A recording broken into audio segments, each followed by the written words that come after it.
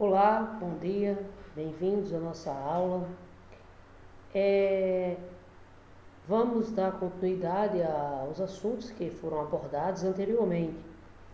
Eu encerrei a última aula falando um pouco sobre justamente o potencial, né, da agropecuária, um mercado de commodities que é muito importante para o Brasil. É responsável por uma grande parte da nossa receita. E o Brasil ele é uma referência no que diz respeito ao desenvolvimento de tecnologias, de inovações nesse setor, né, do agronegócio, também conhecido como agrobusiness. Mas também, né, diga-se de passagem, recebemos também muitas críticas, principalmente pelo aspecto de preservação do meio ambiente, porque a, a produção agrícola, ela necessariamente ela precisa de espaço, seja da produção de grãos ou criação de animais, né, na pecuária, me refiro aqui o termo agropecuária, e necessariamente criação de novas fazendas implica em desmatamentos, né? Muito embora a Embrapa, né, a empresa brasileira de pesquisa agropecuária, ela tenha sido uma referência no desenvolvimento de tecnologias de preservação do meio ambiente. Nos últimos anos, né, o Brasil ele conseguiu se tornar uma potência não apenas no fato de expandir suas fazendas, mas tornar suas fazendas mais produtivas. Que é isso? Qual é a diferença? A diferença é que a capacidade do produtor brasileiro ele ampliou. Não estou dizendo aqui que não ocorre desmatamento no Brasil, né? Isso aqui seria algo fantasioso. Mas eu me refiro ao fato de o investimento em tecnologias no setor permitiu com que, digamos aí, na década de 90, produzíssemos, aqui um exemplo, né, 2 toneladas por hectare, né, já no período em que vivemos, isso aí já duplicou ou até triplicou, né, em um hectare, o homem ele hoje consegue produzir, né, o agricultor brasileiro, 6, 7 toneladas, dependendo do tipo de grãos, né, que seja produzido. Na pecuária também tem acontecido isso com a questão do melhoramento de raças, pesquisas. Então tudo isso, né, faz com que o Brasil se torne um potencial no setor. E, inevitavelmente, traz também o debate, né, a questão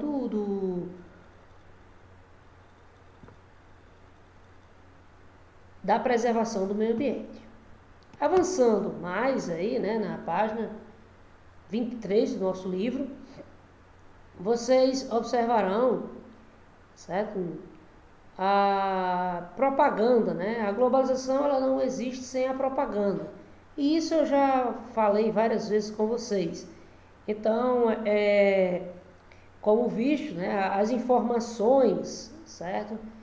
Atual, elas correm, né, o fluxo de informações ela é realizado por meio das redes sociais. As redes sociais elas são a grande estrela desse processo, né? Não é à toa que os movimentos sociais, né, de participação da população em eventos políticos, muitas vezes se dá de forma decisiva em redes sociais, certo? Então aqui cita aqui uma manifestação da famosa Primavera Árabe, que foi manifestações que aconteceram nos países árabes, devido justamente à grande repressão e ao controle do Estado que existe naquela região. E aconteceram fatos, né, no período aí dos início, né, entre 2012, né, entre 2009 e 2012, várias manifestações nesse contexto, as pessoas marcando manifestações por meio de redes sociais.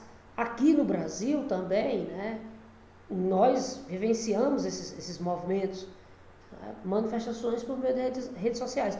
E isso, né, é algo positivo no seguinte aspecto, no aspecto da mobilização, no aspecto da participação. Porém, nós devemos dar um passo atrás e ver o aspecto também da manipulação, né, de eventos. Muitas vezes é apresentado durante as manifestações que elas se formam de forma orgânica. Vamos fazer uma manifestação sobre determinada pauta, decide e é feito ali. Mas também acontecem muitos oportunistas, né, que se beneficiam desses movimentos sociais para se projetar politicamente, né, e o Brasil teve, né, exemplos nesse setor. Então, isso é alimentado também pelas indústrias de fake news, que tentam influenciar as opiniões das pessoas, e nós temos que ser vigilantes nesse aspecto, né? Ao ver uma informação, não tornar essa informação uma corrente. Antes de passar, né, dar uma averiguada, né, ver as fontes, né, dar aquela breve analisada, porque do contrário nós estaremos contribuindo para que esses processos de notícias falsas elas se fortaleçam e se tornem cada vez mais decisivas, né? Então, onde existe esse tipo de movimentação, não vai sair bons resultados, né? Então, além disso, falei desse aspecto aí da propaganda, né, do uso das redes sociais, e também existe então o consumismo, trazendo para o aspecto mercadológico, né, as grandes corporações elas investem pesado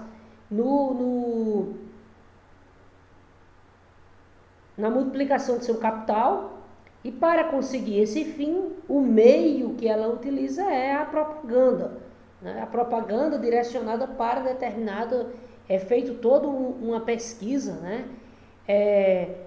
Sobre qual faixa etária, né? Como é realizada determinada propaganda e assim sucessivamente, certo? Então, vai de acordo com o perfil, né, social. E é interessante que isso é dos mais diferentes produtos, desde carros, né, bebidas, roupas, tudo isso obedece uma averiguação, né, das empresas que faturam milhões só com marketing, né? Então a velocidade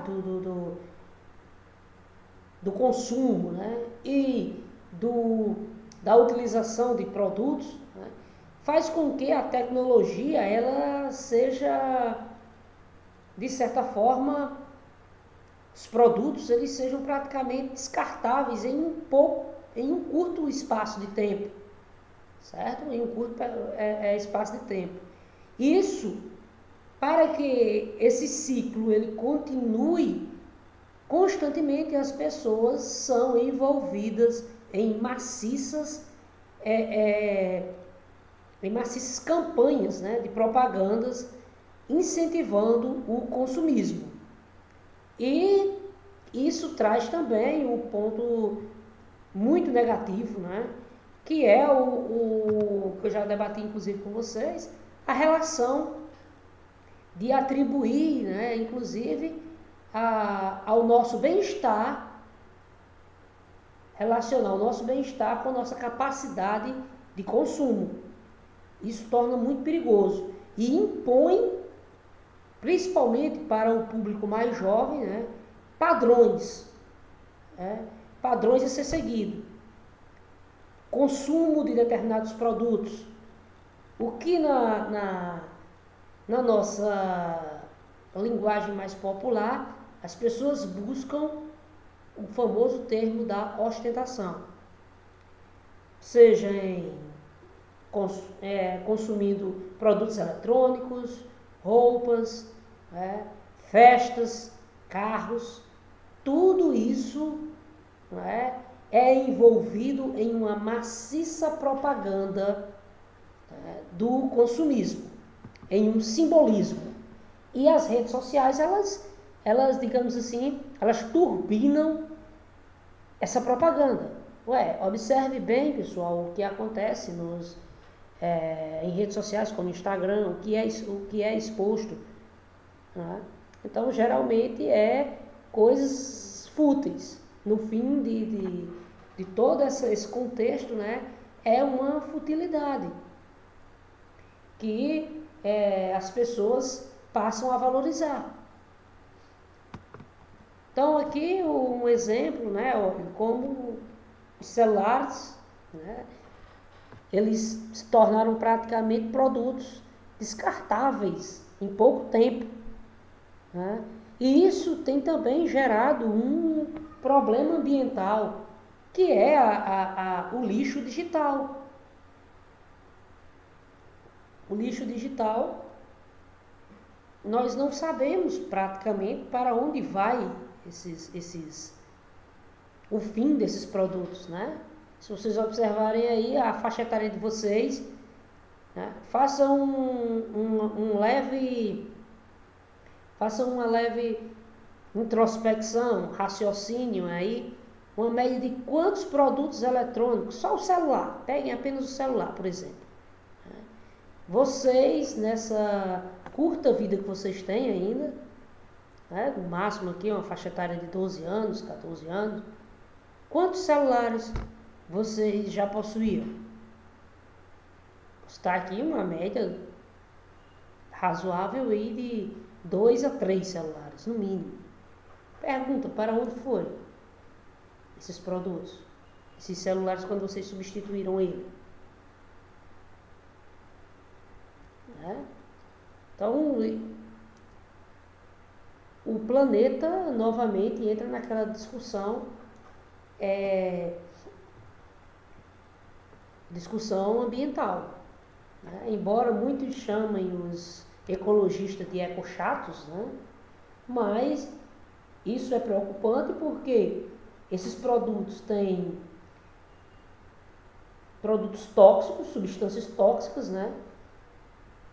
Que não sendo direcionados de forma adequada, tem um potencial, né, de poluir subsolo, mananciais de água, e isso é algo bem mais agravante. Certo, gente? Então vamos avançar aqui. E um exemplo aqui que está acontecendo no sistema global, né, é o consumo. O nosso livro cita aqui os tênis, né, o tênis é também um símbolo do mundo capitalista, símbolo de juventude, modernidade. E o que acontece? Grandes empresas de vestuário mundialmente famosas distribuem, né, seus produtos por diferentes países. Então, eles consomem, eles produzem, né, e fazem a propaganda. O uso, né, o consumo de tênis, roupas de grife, tudo isso, né, está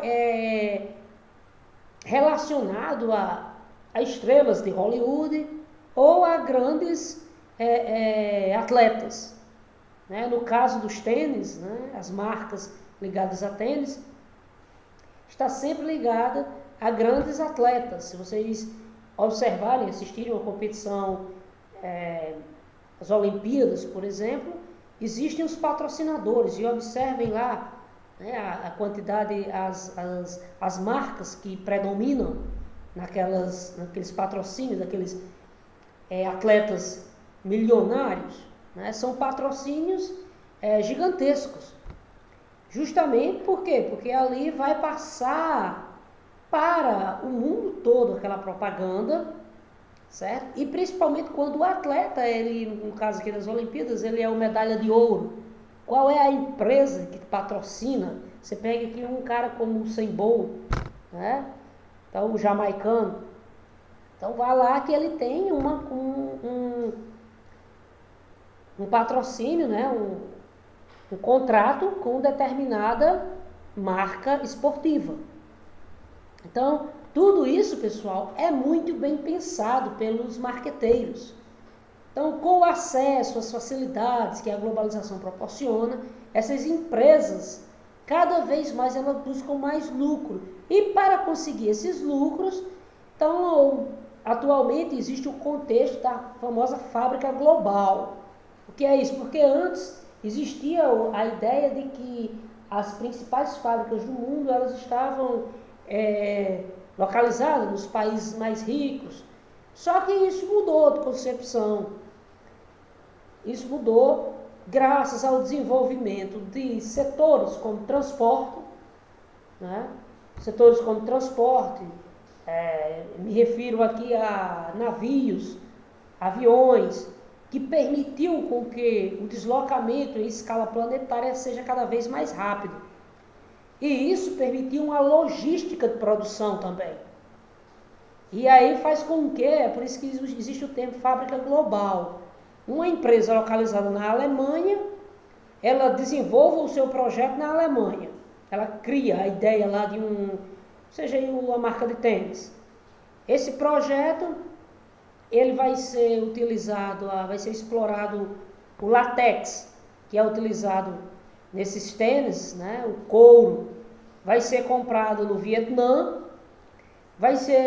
esse material vai ser transportado para a China, que vai utilizar a mão de obra chinesa, e fabricado esses produtos na China, esses produtos são colocados em um container, né?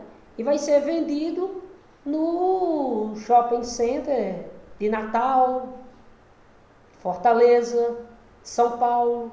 Então observe bem que existe toda uma infraestrutura permitindo, né, com que essa empresa, essa marca, ela aproveite o potencial de cada parte do mundo. Onde tem a matéria-prima mais barata, ela vai buscar. No caso, se tem aqui Vietnã, matéria-prima mais barata. Onde tem a mão de obra mais barata, ela leva para ser produzido lá. Levou para a China, né? E onde tem um mercado mais promissor, ela vende. Então, trouxe para o Brasil. Então, aqui é só um exemplo, como funciona.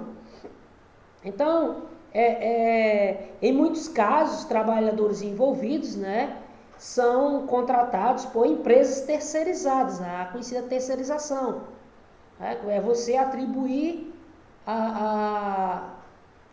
contratar uma empresa para determinado serviço, um serviço específico, certo? E isso, quem perde, no fim das contas, é o trabalhador, que vai ter, então, ali, ele não tem aquela toda suas garantias trabalhistas. Né? Então, torna-se um trabalho precário. Com isso, nós temos a flexibilidade. Desculpem aí a minha dicção. Flexibilidade da produção, né? Flexibilidade produtiva, né? E uma instabilidade no trabalho. Então, o trabalhador, ele se torna muito fácil de ser dispensado. Então, um exemplo aqui, ó, a segunda maior empresa de calçados esportivos do mundo, certo? Não vou citar aqui a marca, porque eu vou postar esse vídeo no YouTube, mas é uma que tem nos tênis 3 listinhas, certo? Todo mundo conhece. E segunda maior empresa de calçados esportivos do mundo, né, cuja sede se encontra na Alemanha. Olha onde é, né, um país extremamente rico. Produz 95% dos seus tênis na Ásia. Olha, essa empresa ela é alemã, 95% de sua produção é realizada na África. Assim, né, como os seus concorrentes, né, as empresas americanas também utilizam essa logística, certo? Então, olha, isso permite, né, um lucro maior, né? Isso só foi possível graças ao desenvolvimento nos setores de transporte. Em apenas 4 anos, observe bem aqui essa escala, essa empresa, ela contratou na Ásia, né, 150 fábricas. Ela fez contratos com 150 fábricas, justamente para determinados serviços. E, em contrapartida, ela fechou 306, né? Fechou 306 fábricas. Então, aí, uma forma dessa empresa aumentar seu lucro com isso. Ela está aumentando seu lucro, diminuindo seus custos, ao mesmo tempo, né, que para o trabalhador ele vai ser extremamente afetado, né, porque ele vai ter vagas de empregos aí, né, pessoal, sendo fechadas. Então, a Organização Mundial Internacional do Trabalho, né, segundo a Organização Internacional do Trabalho, essa instabilidade cria uma insegurança para o trabalhador. Estimula formas de trabalho precário, certo? E justamente por quê? Porque o trabalhador ele não tem estabilidade e se submete a trabalhar sobre contratos, né, cada vez mais exigentes e precários. Observem bem aqui. Então, distribuição e produção da segunda maior empresa de calçados esportivos do mundo. Então, olha aí, olha. Certo? Vietnã, no caso aqui, é o local onde ela mais investe. Né? Está em crescimento constante. Então, nos últimos anos, né, a renda média dos trabalhadores, enquanto que as empresas estão faturando, né, então, a renda média dos trabalhadores e os custos de produção aumentaram na China. Esta empresa, então, o que foi que ela fez? Porque a China era vista como mão de obra barata. De acordo com o que o trabalhador chinês começou a encarecer sua mão de obra, ela simplesmente transferiu seus investimentos, né, para o Vietnã, como você vê aqui no gráfico. Olha aqui. Em 2008, o investimento massivo era na China. Está aqui. Observa aqui de vermelho. E aí, nos anos seguintes, ela começou investimentos. Só caindo os investimentos. Ao mesmo tempo que no Vietnã, né, ela investiu pesado. Por quê? A resposta é simples. Né? O trabalhador vietnamita aceitou condições mais precárias de trabalho. Bom, vou avançar aqui. Então, veja só. O caminho do dinheiro, como a gente está falando do tênis, né? Economistas franceses estudaram a fabricação de um par de tênis para dar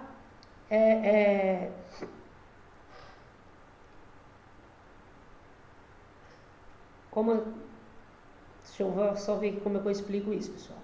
Eles analisaram, né, como era a distribuição dos lucros, o custo, tudo isso foi analisado. Então, pegaram uma marca, né, que se localiza nos Estados Unidos, uma empresa americana, e aí que era a marca que mais vendia tênis no mundo. Então, vamos ver aqui, esse tênis custava, na época, em 2015, 140 euros, o que correspondia a 500 reais. Vamos ver aqui, olha, veja como está distribuído esses 500 reais. Né? Então, R$ 64 ficou na produção, né? 64 ficou na produção. Isso aí se distribui em quê? Busca por matéria-prima, transporte. Né? Segunda fase, né? R$ 144,29 na marca. Né? Então, o que é isso aqui? Investimento em publicidade. Né? Investimento em publicidade. Tudo isso é tirado desse preço, né? Investimento em publicidade. Porém, existe margem de lucros com isso aí. Você vê aí que a empresa, ela lucrou cerca aí de R$ 83,57 com a propaganda. Né? Como é que é isso? Você vai ver que é no produto final. Certo? E no comércio, quando esse produto ele chega no comércio, então já foi feita a produção, foi feita uma maciça propaganda em cima disso. Né? Qual é o tênis mais... geralmente é investido ali uma propaganda, coloca lá um rapaz correndo, né? E aí é sempre nesse intuito. Colocam lá um astro do esporte, utilizando esse tênis. E na fase seguinte é que vai ser levado esse tênis para o comércio, certo? E o lucro, né? E o lucro no comércio chega a ser de R$ 208,22. Só para você ver então aí a margem de lucro que é deixado para o trabalhador, né? Mínimo, se você observar. Né? O custo que foi gasto com o trabalhador, você pega aqui em cada uma dessas fases, né? Só foi gasto com o trabalhador cerca de R$ 2,85 por par de tênis, tá, pessoal? Isso aqui é uma comparação com o par de tênis que é fabricado, certo? Outras fatias que tornam o produto, né, até mais caro é a constante taxação por impostos. Mas mesmo assim, não é algo tão presente como ficou exposto aqui na pesquisa, certo? Então, para estimular a compra, essas empresas dispõem de uma grande variedade de produtos, né, em lojas espalhadas no mundo todo. O lançamento, né, e a retirada constante de produtos das vitrines servem como um apelo, né, de venda aos consumidores. Então, isso aí é o estímulo da propaganda. Então, a fabricação de um único tênis pode envolver 30 operários que cortam, costuram, montam, dão o acabamento, né, embalam o produto. Na Ásia, a maior parte desse trabalho é feito por mulheres entre 20 e 30 anos. Né? Frequentemente originárias de áreas rurais, porque a Ásia ela está passando por um processo de urbanização acelerado, né? Então o êxodo rural é enorme, as pessoas saindo do campo e indo para a cidade, enquanto que aqui no Brasil a gente presenciou esse fenômeno mais nos anos 60 para os anos 80, né? Entre 60, 70 e 80, na Ásia está acontecendo nesse momento, né? Nessas últimas décadas. Então, para essas mulheres, né, o trabalho na indústria de calçados é uma oportunidade importante de emprego e de aumento de renda. Por isso, pessoal, que essas pessoas elas se submetem, né, a qualquer praticamente tipo de trabalho, porque também muitos desses países, eu cito aqui né, muitos desses países não têm uma democracia bem instituída, bem estabelecida. O que impede o que, pessoal? Formação de sindicatos, o que impede mobilizações, pressão por parte dos trabalhadores, que torna isso aí o que? Mas difícil, né, para o trabalhador ganhar algum direito. Devo destacar, né, que todos os principais empregos no que diz respeito à parte administrativa e os grandes salários que essas empresas pagam, esses empregos ficam geralmente em suas matrizes, nos seus países, né? Caso Estados Unidos, Alemanha, como eu estou citando aqui. Bem, então vocês respondam, né, esse exercício. Ver aqui, escolher algumas perguntas que são mais importantes para nós. A1, né? A1, cita os principais efeitos da globalização no mundo do trabalho. E aí, eu vou pedir aqui para vocês fazerem as 3 questões mesmo. Fica melhor, né? E aqui, ó, observe bem, né, você vê aqui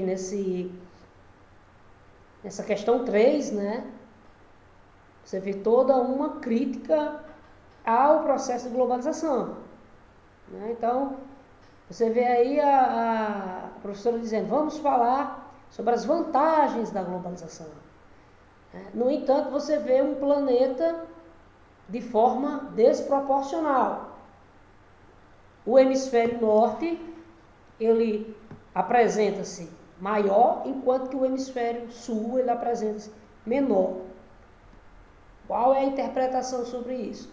Lógico, a globalização ela beneficia aos países que têm uma maior estrutura econômica, uma maior flexibilização da sua economia, né? E, acima de tudo, tem um poderio econômico muito mais forte. E estão, né, constantemente conduzindo o processo de globalização, né? Determinando quais são as empresas que vão conduzir o processo de globalização. Enquanto que os países do hemisfério sul, eles tentam se adaptar. Porém, eles não são condutores desse processo. Certo? O que eles têm a oferecer? Sua mão de obra, matéria-prima, né? Alguns mercados emergentes. No entanto, todo o processo de lucro fica centrado, né, em sua grande maioria, em países ditos, né, desenvolvidos. Certo, pessoal? Então, respondam aí questão 1, 2 e 3. Beleza? Então, foi um prazer estar com vocês. Até a nossa próxima aula.